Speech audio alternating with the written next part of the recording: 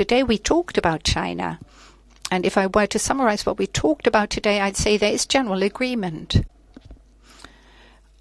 There is no relevant voice in Europe that would plead in favor of decoupling from globalization. There's no member state that says we've got to get out of it. We must no longer export to China. We must no longer import from China. All of them have said, as have I, that we are living in a multipolar world, bringing together many important and strong countries, and we have to avoid focusing on but a few countries. I think that this is a growing consensus. South Korea, Japan, Vietnam, a country I'm going to visit, important countries like Malaysia, Thailand and India are countries in Africa and in the south of America. There are many countries that can be good partners of ours. Many companies in Europe and in Germany, many governments, many, including the German government, have to be careful not to put all of their eggs in one basket, because they might end up in a difficult situation. You never know what might happen if you're not naive. You must not exclude anything. When you look at the latest report from China, you see that we have different conceptions of what good governance and good interaction of society is concerned. The European Union has united, bringing together 27 countries based on the principles of democracy, individual rights and freedoms.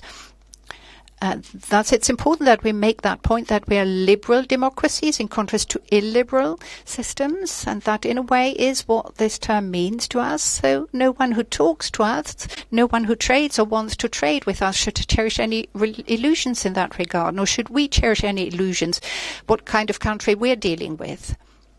But at the same time, we have developed clear rules that prove very helpful. As you may have observed, they, allow you to complain about certain things. The German supply chain legislation, in my eyes, is an excellent example of that, in a way, serves as a kind of trailblazer with supporting trade with all countries in the world and setting up such relations. Take critical commodities like lithium.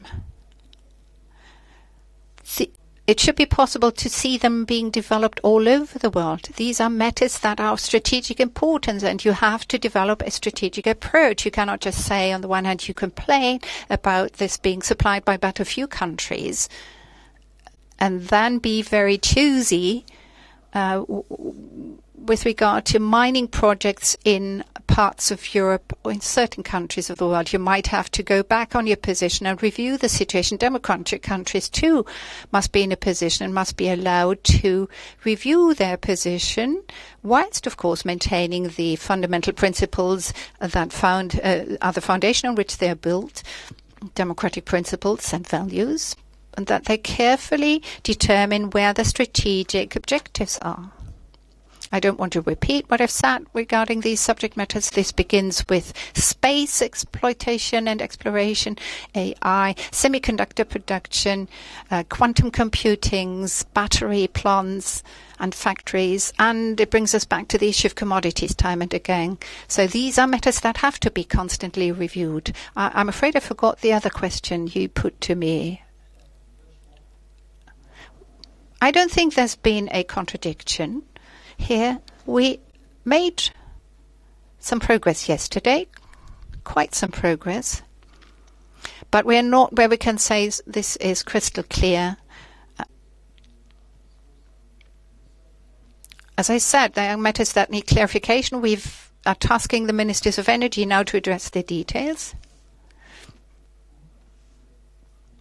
Many yesterday asked questions and said at the time that they could not imagine a situation where no unanimous decision would be taken on this matter.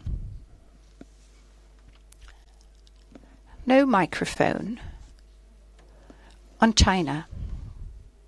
You have not used the term strategic rival when you referred to China.